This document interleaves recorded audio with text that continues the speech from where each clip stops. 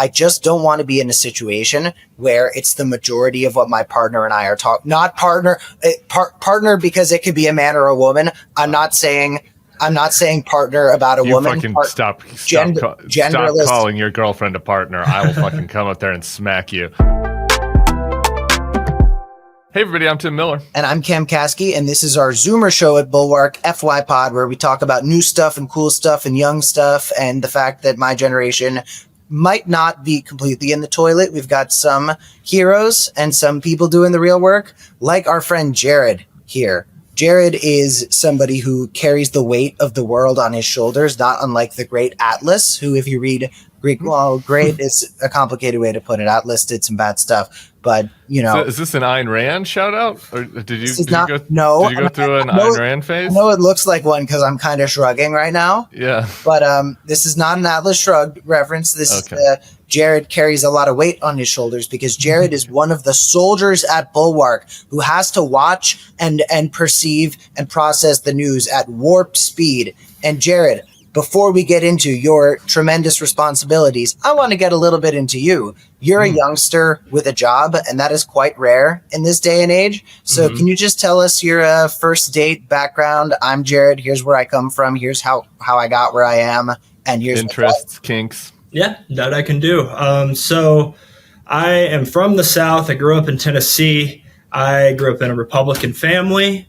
I then went to the University of Mississippi, where I grew to really be interested in the news. Toddy. While I was there, we're playing LSU this weekend. Gonna be a close one. Before we get to your inevitable wokeification, once you go to big education and get wokeified, what kind of high school kid were you? Were you into the news then? Were you a debate lord? Drama? I was into politics then, but not as much like watching the news. Like I was a Model UN youth and government kid. So did you make it to Naaman? I did not, unfortunately. You weren't at my level. Okay, No, I was playing Model UN kind of at a different. I was like on a different plane from the rest of the Model UN nerds. They didn't know how to deal with me. I made multiple people cry during Model UN conferences. I was a little bit. I was. You might be surprised to hear this, Cameron, but in high school, I was a little prickly. What country were you like the best at being during Model UN? You'll like this. One of my national awards was from playing Yasser Arafat. Dude. Yeah, so I liked doing that. I also liked being kind of the weird countries. Yasser era twink. Yeah, Yasser era twink. I wish I was a twink then. Anyway, long story. Sorry, Jared, we cut you off. So in high school, you were what kind of kid were you? What table did you sit at? I was playing sports. I think I was probably at like this almost cool kids table, but I wasn't quite there. But I played all the sports. I was really involved in a lot of different stuff, like national honors. What was your best athletic achievement? What's the highlight of your athletic career? We weren't very good at many sports, but we did win our district 3 times in basketball, which was kind of cool. But we weren't like the greatest. It was a small high school. Were you like the backup power forward, or what I was a center because I went to a 1A school, so I graduated with 68 kids. It was kind of a rural high school, and because of that, I was the tallest kid on the team. So I was playing. What's your height? I'm 6'4", so God damn, I'm tall, but I'm not huge. 6'4" is the real deal, dude. Backup power forward sounds like a gay sex position. Oh my God, I met this guy at Fire Island Pines. We really hit it off, and then we found out that both of us are backup power forwards. I don't know what that would even mean. Jared, you get to college. Ole Miss, you couldn't have gotten wokeified at Ole Miss. I mean, no. But Donald Trump kind of did it to me. So in 2016, that was the first election I was able to vote in. I couldn't vote in the primary, but I was like a big Rubio guy in the primary. I was hoping he would win. He did not, of course.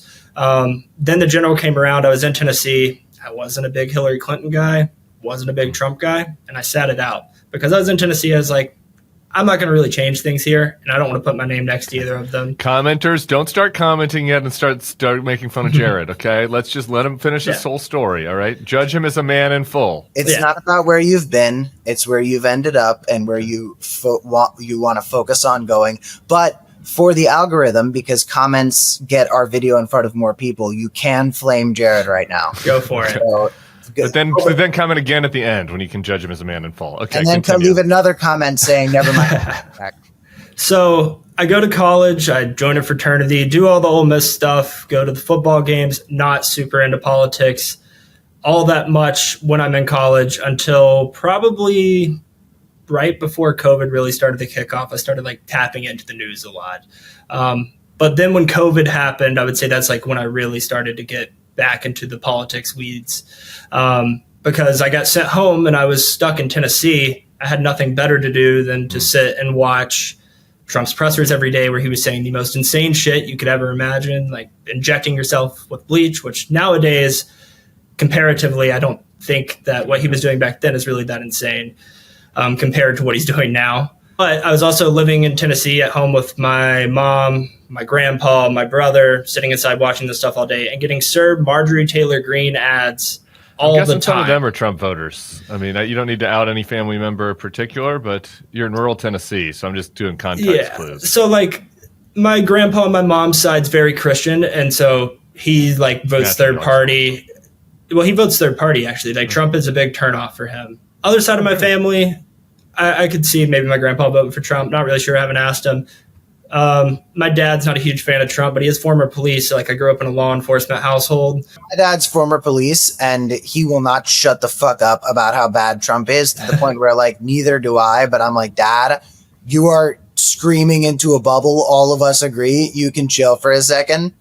But so what I'm seeing here right now is a very interesting narrative, which is at a time where I feel the pandemic got a lot of young men radicalized even harder because of the content that was being put in front of them and the way that it was facilitated. I think what you're getting at is COVID and the Republican Party's kind of psychotic proto-schizophrenic response to it actually made you say, wait, hold on, this isn't for me. Yeah, that along with, I mean, January 6th was like the for sure tipping point for me, but like the build up to it, I watched in real time. Like I was watching the rallies the day before January 6th happened. I was watching their reaction to the election on Fox News after the election happened and them acting like they won despite them not winning. Like all of the election denial stuff, I was like, this is just bullshit. I'm tired of it. And also at the time, my grandpa had been in a car wreck. And because of that, my brother was taking care of him. My brother didn't have access to healthcare. And so like my views on like healthcare policy also kind of moved me away from the Republican Party. Cause I was like, people like my brother who like can't work at the time because they're taking care of my grandpa, like they should have like a reasonable option that's good. And I feel like the Republican Party in a lot of ways wants to take that kind of stuff away. Do you have any working theories on why more people don't have that story in rural America? I mean, there's a lot of people that have bad experiences with the healthcare system in rural America, and is it just cultural stuff that you felt less drawn to? I would say the feeling like you're in the out group in your community is like a real issue in rural America. For example, my principal in high school had like a Hillary for Prison sign in his front yard. Almost everyone in my high school was super Trumpy. After the election, I was asked to go talk about who I voted for. And when he found out, like on TV, and when he found out, because he knew I was in the youth and government stuff, when he found out that I wasn't a Trump voter, he picked someone else, which was an interesting choice. But I think it's mostly just you don't want to feel like you're that woke lib that's kind of isolated from everybody in your small rural community, because a lot of those people are watching Fox News every night. They think the right is right, the left is like basically demons. Yeah. And so it's hard to make that turn. Also, I think the Democratic Party's really struggled to reach those people. And I don't really know the solution to that, but I feel like they're looking for an answer that's at their level and they're not getting it from anyone. This is something I talk about when I talk about other Jewish people being critical of what the state of Israel is doing, where like a lot of them do have feelings where they're against what's going on. It's just really hard when you have to go back to the dinner table and you have to go back to your community and everybody else is just so reinforcing the fact that you really shouldn't have differing opinions. And I think that happens across the political spectrum, where people are curious about alternatives to what they've been supporting. But since everybody around them characterizes those alternatives as something that is so harmful, crazy, and bad, it's hard to like want to be a part of that, because you don't want to stick out like a sore thumb and seem like you're being like a wet blanket and also just a negative force on the people around you. And I think that's a very real thing, is just sort of the peer pressure from folks in your sphere that makes you say, okay, since I'm not 1,000,000,000% sure that I completely align with every single aspect of being lib-pilled, I'm just going to step away from it to avoid the very real and understandable pressure to fall for that. So I imagine your way of going about that wasn't going in and debate lording everybody around you. It was just saying, you know what, my politics are my politics, and I'm going to progress forward in that direction confident. You also didn't stay, right? I mean, maybe it's different if you stay. Where did you, so when you went back to Tennessee, did you go ahead and finish at Ole Miss once school opened back up? Yeah, so I graduated in 2021. So I basically, COVID after sort of the first half of 2020 ceased to exist in the minds of many people in Oxford, Mississippi. Like, they were going to the bars, they were having a good time. So I actually went home right around spring break, and I moved back to Oxford in July because I wanted to get out of the house as quickly as I could. I was just tired of being stuck inside, not being able to do anything. But then when I went back to Oxford, a lot of my friends were going out and partying. I was not doing that because I didn't have the vaccine. Also, I had an in-person class, which was like with my thesis advisor, who was an older gentleman, Professor Mitchell. He's great. Love him. And I was having to go interview people in the Mississippi Delta about flooding in the Delta. And because I was doing that, I tried to really limit my contact with people because I don't want to give some person that's letting me come into their home and interview them COVID because I was out partying on the square. Oh, Jared, this is going to make this interview tough and boring because there is something that you have going for you, which is that you're a good person that cares about other people, it seems like. And so that doesn't give us a lot of insight into how to win over Mecca. Look at what I'm repping on my torso right now. It's a heel with a high heel with an American flag on it that's stepping on an orange, because that's what Donald Trump is. He's from the Jim Owls Liberal Democratic Club in New York City. Some of my good friends in local New York politics. Not that I'm focused on that right now. But Jared, so you went from graduating Ole Miss, losing some valuable school time to the pandemic, which so many people in our generation can unfortunately relate to, especially those young high schoolers who had to go from 8th grade into a new high school where they're supposed to meet new people all via fucking FaceTime. It was so disappointing. And now you're working at Bulwark, which, not to toot anybody's horn here, is a job that a lot of very qualified and interesting people might be going for because they are excited about the independent media space as something that is growing and dynamic and interesting. They're seeing potential financial opportunities. I mean, the Free Press just got $150 million. You never know. I was literally about to say, a lot of media people who want to do the work are seeing CBS make Barry Weiss turn it into like some anti-woke weird shit, and they're seeing Ellison they're seeing Ellison at CBS, they're seeing ABC go after Jimmy Kimmel. Like, I think a lot of people are excited about independent media as something that can actually be a form of journalism. But you're a youngster, you're not the typical Bulwark person where you're 45 years older than I am, except for Tim. So, what did you do to get there? Like, what were your bona fides, dude? How'd you swing this shit? So, right after I graduated college, I was looking for jobs, a couple of different places. I found a canvassing job in DC with the ACLU, standing on the street, talking to people in front of the Smithsonian, talking to them in Georgetown, wherever it might be, asking them, hey, do you have a minute to talk about voting rights? Or do you have a minute to talk about the right to vote, free speech? Like, there's a couple different pitches.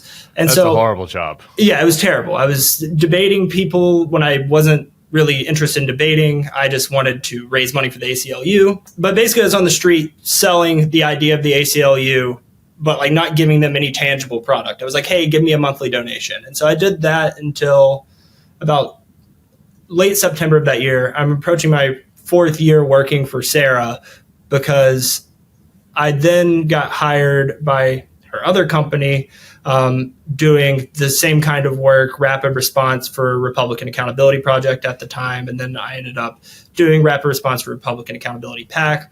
But basically, I just had an interview and was like, I really want to work somewhere that has heating because it's about to get cold outside.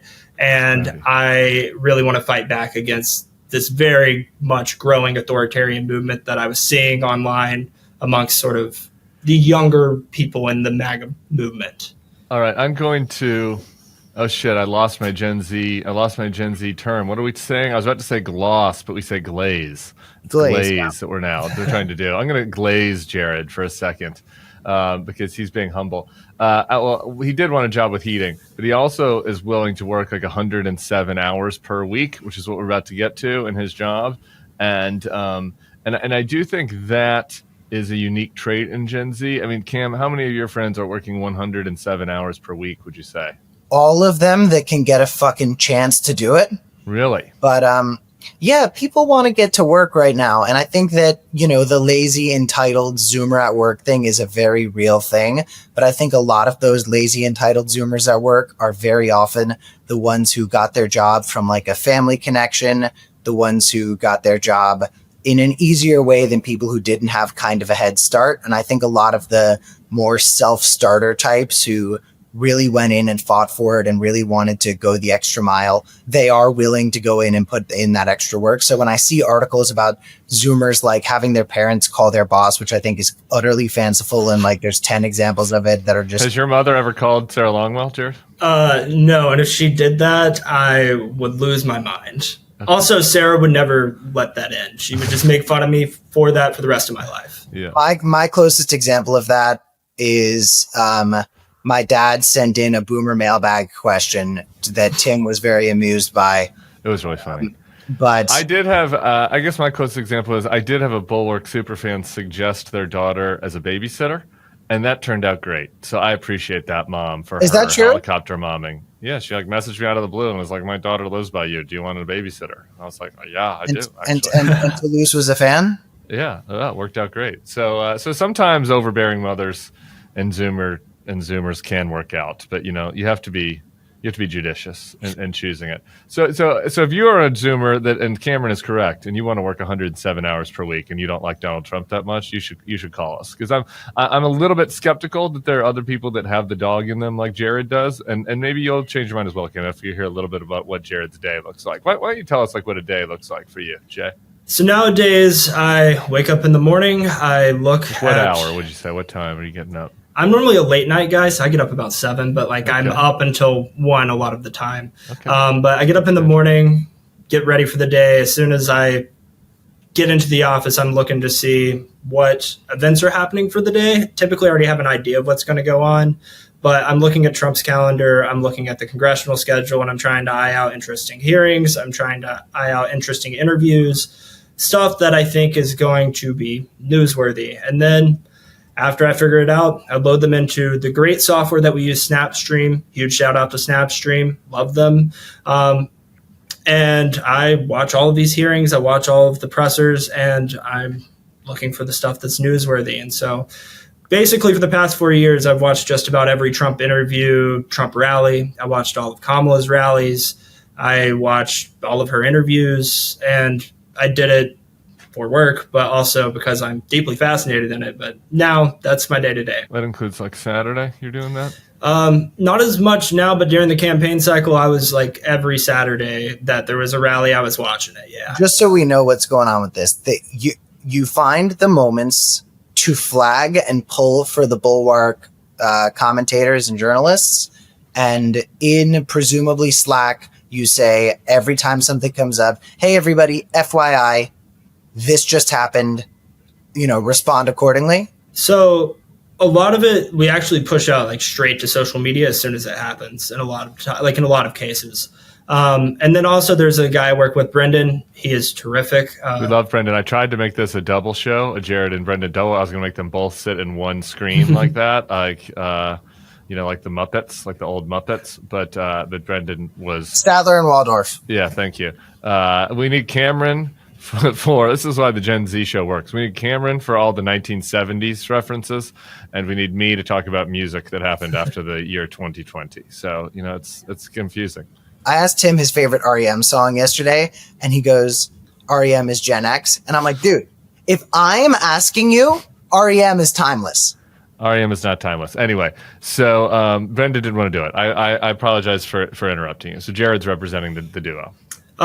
So Brendan actually started working for Sarah in August of 2024. So he was like trial by fire in a lot of ways. Like we were covering every rally, like 3-4 a day, whatever it might have been. So he came in and I was like, I need help with this. And he jumped right in and I taught him how to go about what we call live clipping, which is watching the rallies, finding the stuff that is worth pushing out to people, or that we deem worth pushing out to people, and doing it as quickly as possible. There's a lot of other people that do it that I really admire, which like Asen, Aaron Rupar, I have been following their work since like back in 2020 when I was at home.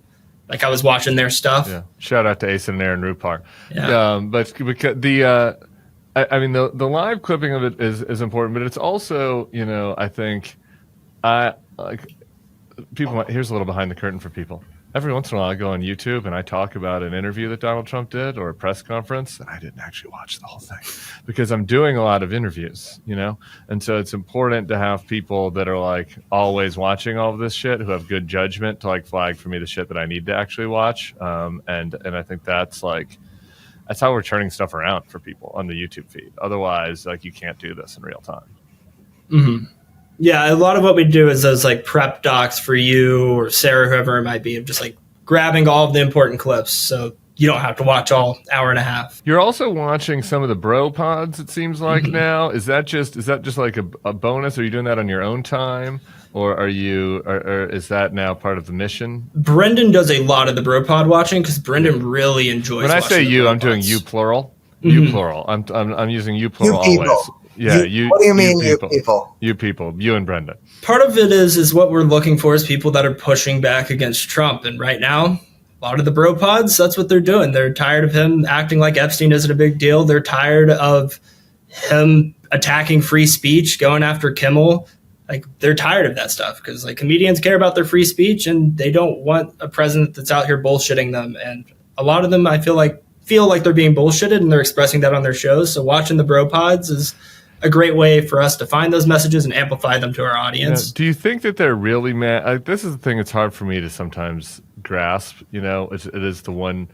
There's no substitute for watching things in their entirety. Like, do you think that there are ways where like the clips of that stuff is kind of misrepresenting like where they really are? I feel like maybe for some of them, but what we're grabbing, like, again, Brendan watches a lot of it, but we're pretty judicious and we don't want to clip people out of context. It's just like not fair to do because you do it and then you get in a bind of like, oh, well, they said this 5 minutes before. Right. I feel like especially like the guys, like the Andrew Schultz guys, the guys on that pod, and like Rogan, like I think they're genuinely a little mad about the free speech stuff because like comedians really do care about their ability to say whatever they want on whatever platform they want. And Trump like acting like that's not the case, I feel like is a huge red line for them. As far as like your mental health, how do you navigate having to spend so much time listening to Donald Trump?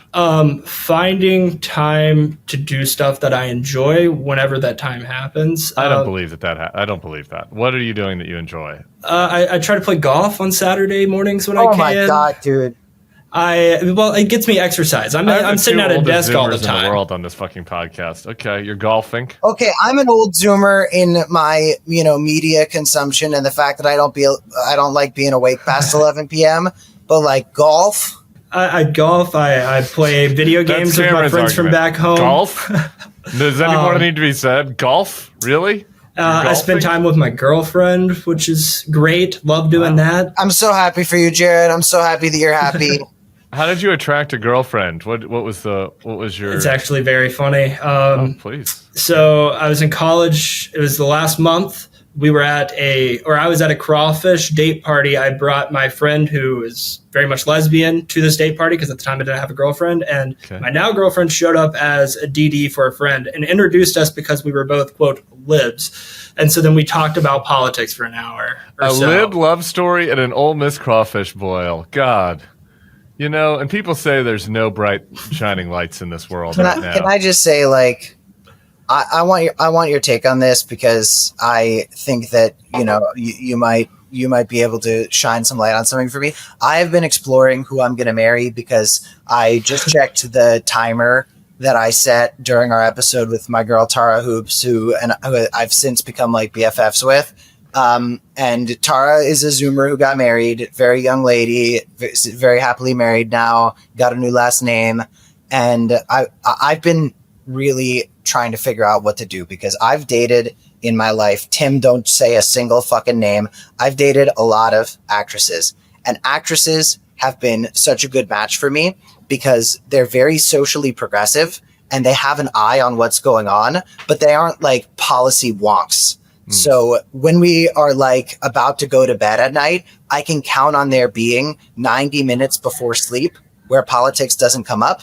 But I worked for a Hollywood producer for 2 years. A lot of my friends are actors, which is how I meet other actors. Like a lot of my friends are industry people who are involved with theater and, you know, all these different things. So I know how to talk about their thing, but I'm not an actor. I'm not in the weeds of their thing. And they know how to talk about my thing, but they're not like following ASIN and AT Rupar and everything. So we can talk to each other about each other's stuff, but it's not the only thing that happens. And I've been struggling with the idea of being in a relationship with somebody who's as locked into politics stuff as I am, because I just don't want to be in a situation where it's the majority of what my partner and I are talking. Not partner, partner because it could be a man or a woman. I'm not saying partner about a woman. Fucking stop genderless, calling your girlfriend a partner. I will genderless partner. Smack you, Jared. So are you guys doing ASIN pillow talk like you and your girlfriend? Normally, like when I get home, I will like talk about the crazy. Like yesterday, I came in and was just talking about how Trump was like calling for an investigation and wanting to arrest the guy that turned off the escalator. Like normally, I come in and talk about just the most absurd shit that's happening because I just need to vent about it. But typically after that, like, we're not really talking politics. We're talking family drama, talking about our cat, like other stuff, watching shows that aren't politically related at all. I think that's such a nice story because we had a mailbag recently, and we've been denying you people the mailbag because you ask us boring questions, okay? I'm not going to answer your question about creeping authoritarianism, all right? We've had enough questions about creeping authoritarianism. If you have interesting questions about Gen Zs, or your sex like life. shit that confuses you about Zoomers. Zoomers being weird and you trying to make sense of it. You know, I act like an old person sometimes, but I happen to have a very good insight on why Zoomers are weird and different reasons for that. So ask us that stuff, and also ask us like toxic dating questions. Yes. Like give us some fun shit. Tim and I are fun. Give me something else to fucking talk about besides creeping authoritarianism. Anyway, Bulwark podcast at thebulwark.com. But back when we were doing that, when people asked good questions, one of them was from a woman, a Gen Z woman, talking about how it's hard to find non-MAGA boys or boys that are acceptable to date in red areas. And there you go. There's a Jared for all of you out there. There's a Jared for all of you. You just got to go to the crawfish boil and you got to ask your friends, where's the lib? Find me the lib at this crawfish boil. And maybe you'll get a Jared. Maybe. Cam, that feels like good advice. We get people commenting on the FY Pod spinoff channel that you all ought to subscribe to. For me and my ex-girlfriend Ellie and Snacks the Hip Hopper and Adam Mockler and Jack Cocciarella and many other great guests. But we get comments on that are because we talk a lot about dating on the new channel. That's like older people being like, I wish my granddaughter had a guy like Jared. Like I'm sure we'll get comments on this video saying like, ugh, where's my niece's Jared? Were there other Jareds at Ole Miss, Jared?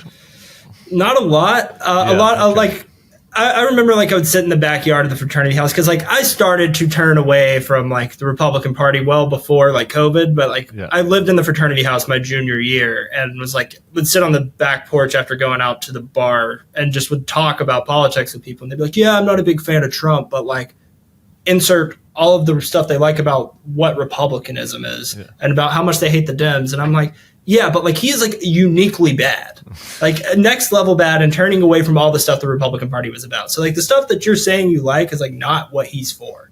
Like he doesn't care about free markets at all.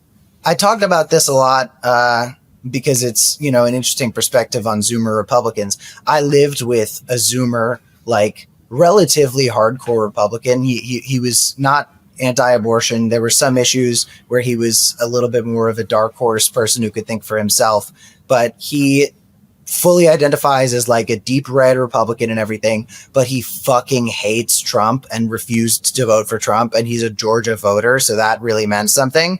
But he always remembers to remind me, don't mistake my hate for Donald Trump with any love for the Democrats. Whoever wrote this ad for me, I assume it's not Cornbread Hemp, whose product A+. We'll get to that in a second. But they wrote this: I'm not as young as I once was. Fuck you, a script writer. Who wrote this? I'm young. I'm youthful. I'm young at heart. I'm young at spirit. I'm wearing this teal T-shirt. Anyway, but even though I'm an old fuck, I still care a lot about maintaining my physical and mental wellness. Cornbread hemp CBD gummies are a huge part of that wellness plan. Cornbread hemp CBD gummies are made to help you feel better, whether it's stress, discomfort, or just needing a little relaxation. And nothing says relaxing like relaxing legally. You hear that, Tom Homan? Legally, no problems here. No bribes taking here. Citizen of the United States. These gummies are federally legal, and they're just what I need to kick back when I'm sick of contemplating the state of the world. With Cornbread Hemp, they only use the best part of the hemp plant, the flower, for the purest and most potent CBD. And all products are third-party lab-tested and USDA organic to ensure safety and purity. You want that pure shit. You don't want the cut-up CBD. Right now, FY Pod listeners can save 30% off their first order. Just head to cornbreadhemp.com/FYPod. It's a great website name. And use code FYPod at checkout. That's cornbreadhemp.com/FYPod and use code FYPod at checkout. I have a question for you, Jared. I think you'd have an interesting perspective on this. Like, what is it about the Dems that you think that you're the more sensible of your frat buddies, the more sensible of your Ole Miss buddies? Like, what's the big holdup? Like what are the things that annoy them the most? Like, what's on the top of their annoyance list? I would say they're tired of the woke shit, is how they would say it. Like, they just are tired of like feeling like they have to like. They not like though. Feeling like they have to like censor themselves if they have like a hot take on something, or like scared that they're going to get canceled because they say retard or something like that. Do they want to do the N-word, do you think? No, not anybody that I'm friends with. There are people like that, but I don't associate with them. Yeah, I would say I had some friends at Ole Miss, and back in year redacted when I was in college, the N-word was still bouncing around quite a bit at Ole Miss, I would say. It's definitely, I would say, is still a problem at the University of Mississippi. But again, like that's like very much a red line for me. Like, if I'm around people that are throwing that around left and right, like I'm not. I think that word is just a symbol to a lot of people who want to say it or do say it while they're rapping a song in a car or something.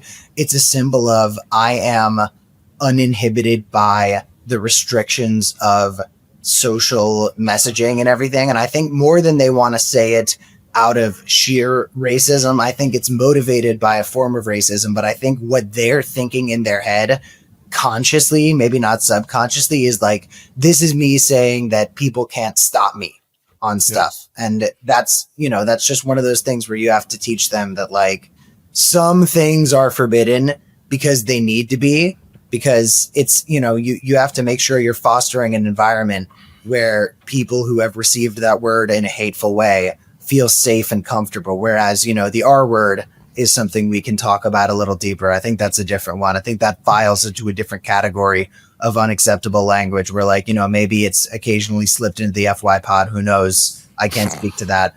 I plead the fifth. I edited it out. I encourage use of all the words. No hard R. Anyway, what are you, Jared? Do you have anything? I was just gonna say it also is a candidate problem. I feel like a lot of people I knew at Ole Miss that didn't like Trump, really didn't like Joe Biden because they felt that he was lame and old. Which, I mean, Trump is lame and old, but he would say something funny every once in a while, and they would make him appear cool on social media to them. Versus it's really hard to say Joe Biden was cool. But do you see any other Dems you think they might have liked better?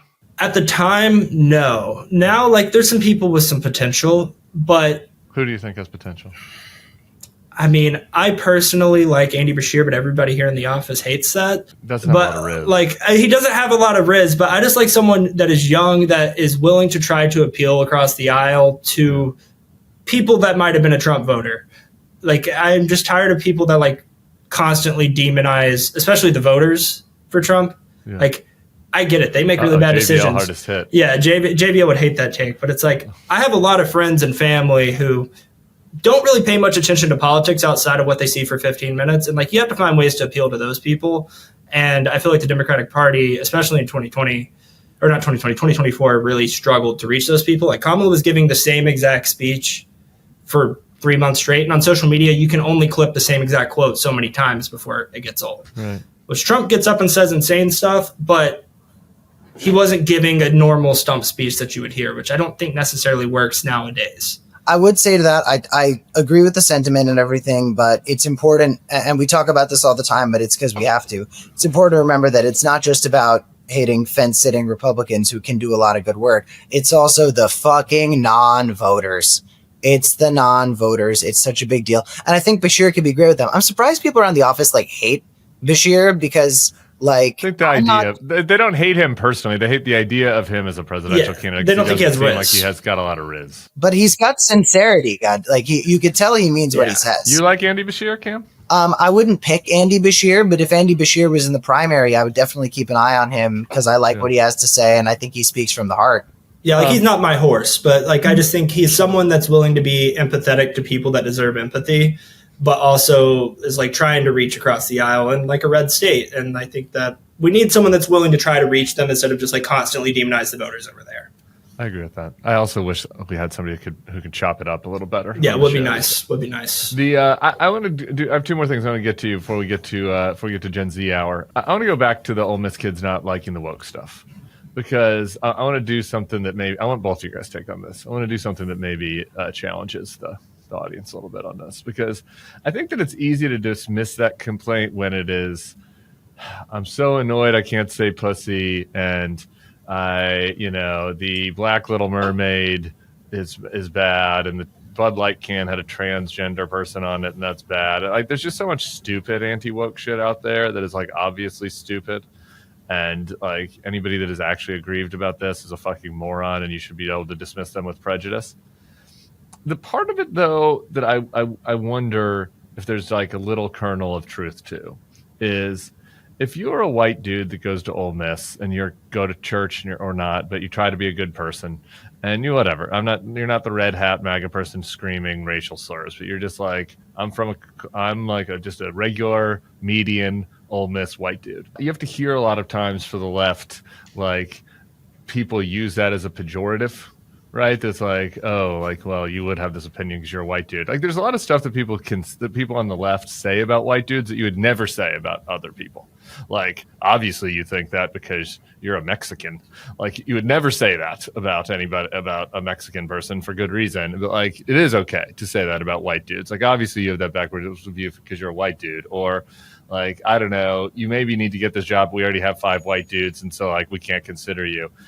Again, I'm for diversity and representation, but I can understand how that chaps their ass a little bit.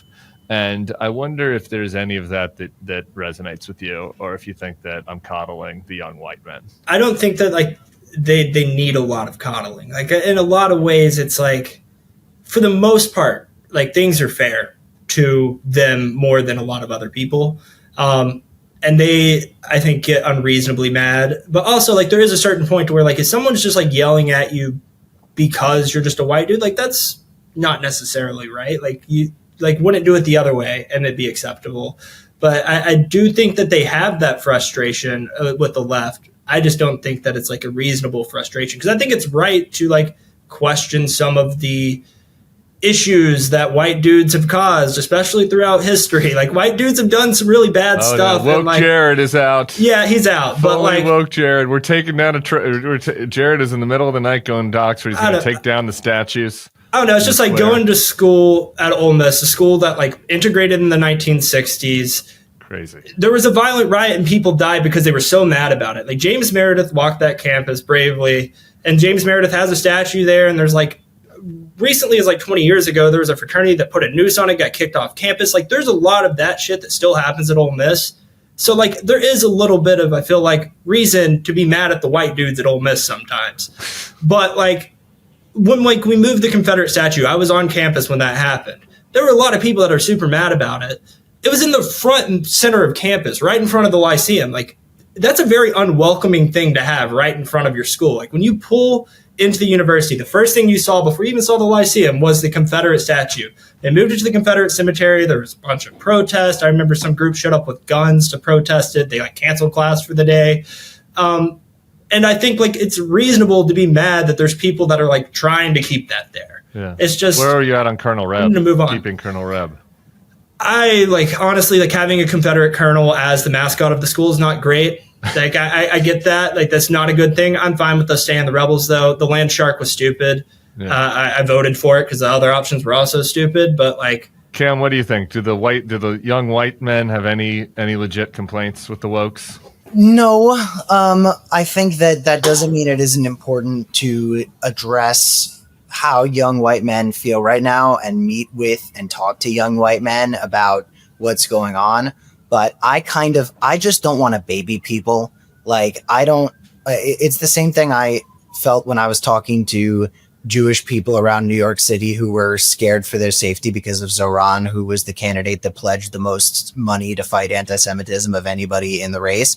I was just like, I put out a post that went pretty viral, like explaining calmly why all is well. We are good. We are not going to be in trouble. If you look at how things have gone, this is going to be something that is positive and our community is strong and going to be accommodated for.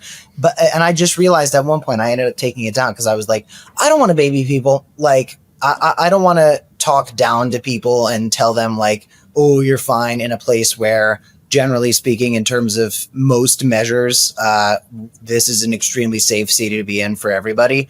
And when it comes to like white dudes having a bit of white fragility, which is a term that I try to avoid when I'm speaking to them, because obviously it seems condescending in its own right.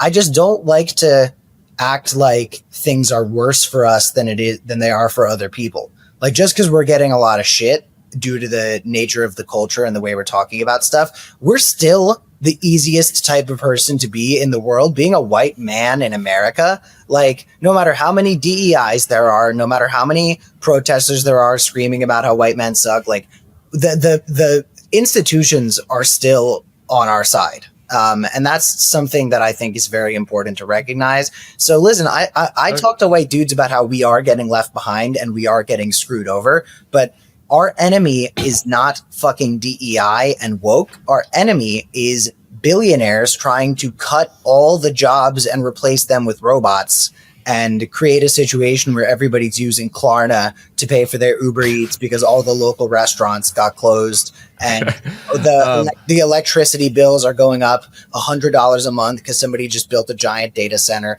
Like young white dude, I said this on MSNBC at fucking 0 a.m. the other day. Young white dudes are getting screwed over right now, but they are getting screwed over so much more by the oligarch class of Peter Thiel and Donald Trump and their crypto fraud friends than they are by an Asian person getting a job. You've already gotten enough Yes Queen snaps for all this. Okay, people got it. People get let me try another one on you then. What if in the merits, it's not a fair critique, but what if still maybe the strategy should just be different from a political standpoint? I want to read you this tweet from Milan Singh. He writes this. Here's one reason straight men are shifting right. Democratic comm staffers are all women or gays. And that's pretty apparent. Do you remember what James Carville said at that conference? Like, the Democratic Party has got too many preachy females. Yeah, well, here's their best. I think this is an interesting point that we should at least sit with. Guess how many people running the Kamala HQ account were straight men? 1 out of 14. This is how you end up with Chuck Schumer, age 74, tweeting stuff that sounds like, girl, it's not clocking to you that Senate Democrats are low-key standing on business. Is there something to the fact that there's no white dudes that like work for the Democrats and so they don't know how to talk to them anymore? I think that a lot of internet language is derived from Ave. I don't know what it stands for, like African American vernacular English. Yeah.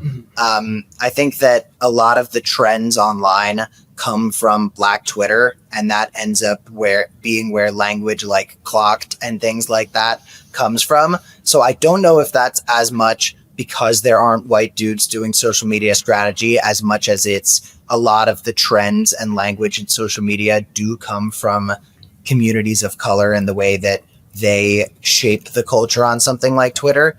But again, I do think that you need to have representation for the groups of people you need to reach. And that means making sure white guys are talking to other white guys about this, because I don't think it's impossible. There's this thing that annoys me so much where there's a lot of people dooming about white dudes not being able to return to becoming blue voters. And this is something that you've talked about already on Bulwark. I think you did a video with some of the other people about it. Like guys like Theo Von and Joe Rogan and everything like that, we need to open the tent for them, because those guys can speak to young men, and those guys are not partisans. They got sold on Trump because they are not ideologically consistent or sound people, and Trump was very appealing to folks like that. But at the end of the day, like, they are not unwinnable. You just have to pick the right battles. Things like the First Amendment, things like immigration. Like young white dudes are reachable, and you can win them back. The worst thing you can do is do something that Democrats do in a lot of states, especially Florida, and just act like it's a lost cause and there's no coming back and we're never going to get people again, because acting like a group of voters can never be engaged again is the best way to assure that they will never be engaged again. I would just say I don't think it's a problem of who's staffing these offices. I think it's a problem of who they're trying to reach. Like I think what James Tallarico is doing, like going on Rogan, is great. Like you have to go meet them where they are. Like go on like Stavros' podcast and just chop it up with a comedian. Like go talk to the people that are having these young dudes watch their shows. Like if you're going on The View, like you're reaching like 60-year-old wine moms, but you're not reaching the young dudes. Like the way you reach the young dudes is you got to go where they are. And this idea that like the Dems need to make their Joe Rogan, like I don't think that's necessarily the case. They just need to go where these people already are and have a good case for why what they're running on, what their policy ideas are better than the alternative. And I think going into their zone is the way to do it. I'm going to disagree here one more time. I think the staffing matters a little bit. I don't know. There's this Bill Simmons line. Cameron, you're just going to have to get this from context clues because it's about football video games.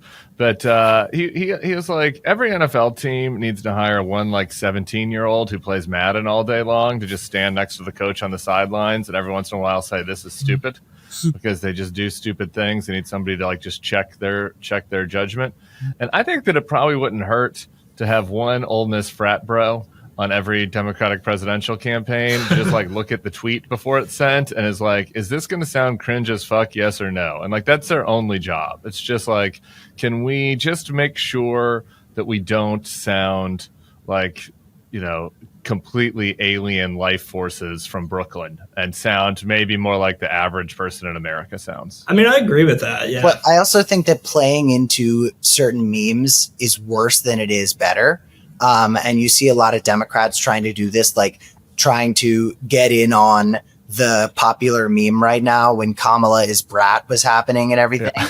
I think that it's kind of like the teacher getting in on the joke in class. If the Democrats let all the other people do it and didn't try. Dark Brandon, the memes of Joe Biden with the red glowing eyes or the sunglasses being like some rogue dark horse figure.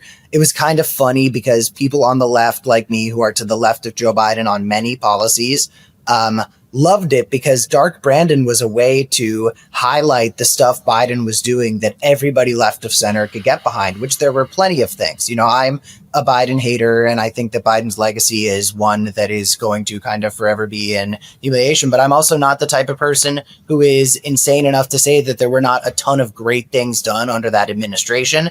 And I think that the Dark Brandon meme really highlighted that for a lot of young voters. But then Biden got in on it, and it wasn't cool anymore. Lame, yeah. Yeah, I think like that would like Dark Brandon would have worked if like he didn't have Dark Brandon's like special sauce before the debate and then went up there and like shat the bed in front of all of America. Like those kind of memes are good, but you have to have someone to back up the meme. And that's one more thing I'll say is like, Tim, you kind of talked about this on one of the first episodes that we ever did. And it was a point that I hadn't really completely thought of. It was, you know, it was something that I understood to be true, but you just put it in a way that really made it make sense to me, which is like, it's not just about going on these platforms and meeting people where they're at. It's also about saying the right stuff when you're there. Like, I don't know how successful Kamala Harris on Joe Rogan would have been because Kamala Harris on Rachel Maddow this week was getting asked questions and was fumbling them like she had gotten tossed a hot potato with hands covered in mercury.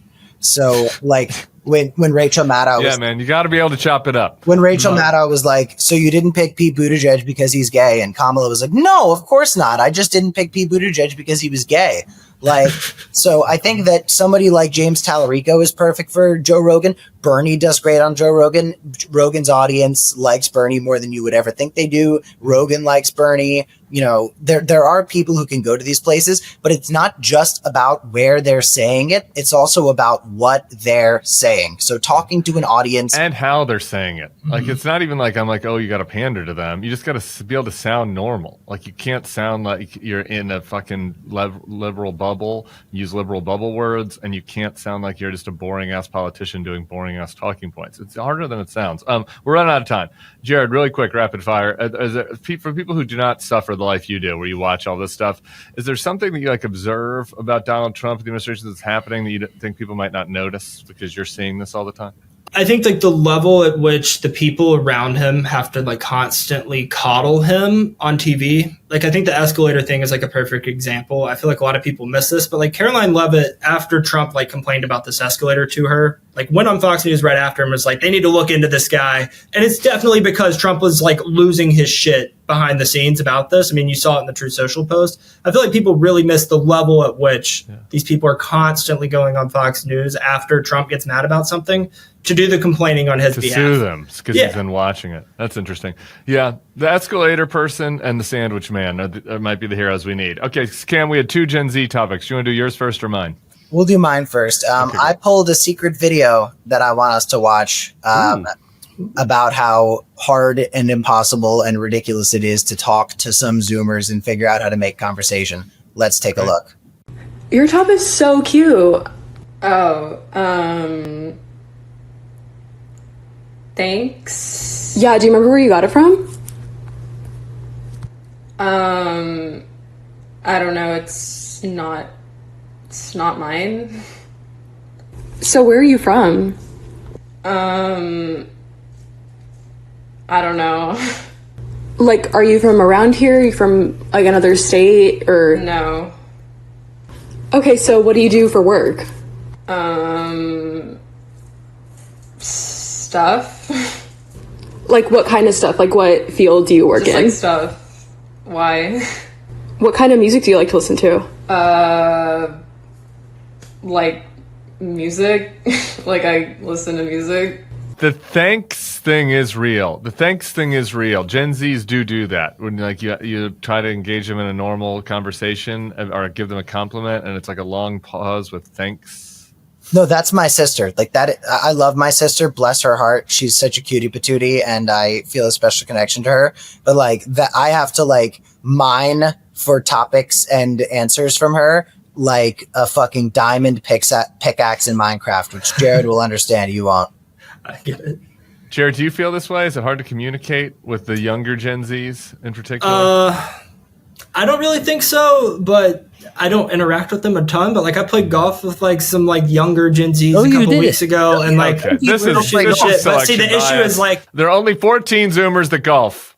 They're not representative of the community. But like, I don't know that. Yeah, Gen Z. If like you don't have anything in common, like I think part of it is like during COVID, like people weren't going out. They weren't just like meeting people at the bar. But even like before COVID, I feel like Gen Z had that problem because like I'm an elder Gen Z, and small talk's like a real problem. Is a struggle. This is a big part of my parenting with Toulouse. It's just I don't know what she's going to do or succeed on, but I will make sure she can communicate like a human at a party. I think it's an important life skill that your parents stopped teaching you guys. I mean, you guys are great, your peers. I want to make fun of the Atlantic. Is that okay? Can we make fun of the Atlantic? I was excited to click on this article because I love reading about sex trend pieces in Laureen Powell Jobs' magazine, The Atlantic. Just a refined periodical. And their headline is this: whatever happened to getting to first base? Gen Z has abandoned the old dating script. And I was like, oh, that's interesting. It's like, I wonder what is happening. Are they skipping first base? What's going on? The premise of the piece, I guess, is that Gen Z does a lot of different types of sex stuff, and like they have a lot of different mores around sex. Fraud. And what? Nothing. And it's not whatever you said. It's going to be embarrassing in post. Whatever you said, they're not doing the old school thing of where you go to first base first, and then you make it to second base. You know, you kiss, and then you do the booby fondle, and then you make it. Eventually, you have sex. They're not doing that anymore. I want to read this paragraph to you. In my reporting, including in conversations with about a dozen Zoomers across the country. So this person is basing this article on not 12 conversations, because you would have said a dozen if it was 12. So she spoke to less than 12 Zoomers about their sex life. Here's what she learned. I learned about terms like sneaky links, people you hook up with in secret, zombies, people who come back after ghosting you, and simps, guys like Cam who try too hard to get a partner. Zoomers spoke of the dangers of catching feelings and the imperative to keep liaisons chill at all costs, or nonchalant, as they put it. What in the fuck is this? Why are they writing about this like Zoomers are like a new tribe deep in the Amazon? Like, all this is normal stuff. Like, oh, Zoomers sometimes want to have chill hookups. Is this the first generation that did this? They have slang. Like, this is the weirdest fucking article. So anyway, did you skip first base? I want to get what your reaction is now that I want to do reporting like the Atlantic. What do you think? Which one is first? I think kissing, tongue. No, I normally do. I think kiss is normally the first step after serenading. Yeah, still. And then second base is hand stuff, and third base is mouth stuff. Yeah. Yeah. I think that, hand stuff is sort of something that maybe I don't think you need to like fully do hand stuff before going to third base. I think you can just kind of do like a pilot preview of hand stuff. Yeah, you can sprint through second base. Second base. This is what the Atlantic was wrong about. What happened to second base? Second base is are people now. Like I think it's a little odd to suggest that people are going to hand stuff before kissing. Kissing seems like hand stuff is second. Kissing is first. Hand stuff is second. Mouth stuff is third. It just I would feel really, really uncomfortable doing second or third without having done step one. Yeah, that just feels entirely like step one is where you is like where you actually figure out what the sexual chemistry is going to be. Like no matter how good the chemistry is in the flirting, the kissing is where you're like, okay, are we actually going to know what we're doing here? Unless they're like talking about like you go 1, 2, 3, 4, like you do a whole loop at once, and that's not what they think is normal. But like, yeah, like that's the normal order you would go. Yeah. Yeah. So the order still stands. Yeah. That's interesting. That's sad news for the Atlantic, because the whole premise of the piece is that. But I don't know. Like you did, but both of you have done first base first. You haven't gone straight to BDSM or something. Or I've done first base multiple. I normally do it like at least 2 or 3 times before proceeding to other bases. Okay. How about this? She has some new words she learned also. Breadcrumbing. Have you heard of that? No, I don't know that one. Is that like you're leading someone along? It's not a word. It means offering little bits of attention to keep someone interested. That's just flirting. That's just flirt and cushioning. Flirtations to keep you on the side. That's just flirting. Like, this is like, why are we acting like we're like learning about a new AI? I know what sneaky link is. I learned that term from a rapper named YVS Village, who's a really sweet guy. Okay. But these just seem like extraneous words for things that have been around all along. Like, I don't really understand what they're achieving with this. But you hook up with in secret, yeah. A sneaky link to me, like what I would call that is just like either a friend with benefits or a hookup. Okay, well, the Atlantic, it's a very long article. So, person put a lot of work into this. Can you text it to me? We honor everybody's effort on this podcast, but I think that we can just try to be a little more chill. And everybody, what's the email again, Tim? We need more good Bulwark podcast at thebulwark.com. We need more good boomer mailbags. And guys, we want gossip and tea and toxic shit. Jared, do you have any tea about me you want to leave people with? Like about my behavior on Slack, or anything alarmed you? Anything you want to tell people? Nothing really alarming. I mean, it might be alarming after Ole Miss beats LSU this weekend, but you're going to be fucking tiger bait this weekend, Jared. That's the FYI pod. Thank you to Jared Pola. Thank you to Cam Kasky. Go fucking Tigers! I can do one more Tim T. Tim realized very quickly where I don't like to be poked. which is generally like the higher end of my torso, and decided that was his chance to poke me at the higher end of my torso to the point where I go, ah! I really like poking Cam. Really fun to do around. Remember poking from Facebook? Anyway, everybody with FY Pod, we are Jared, the Bulwark, and Cam. We will be seeing you all soon. Upper torso.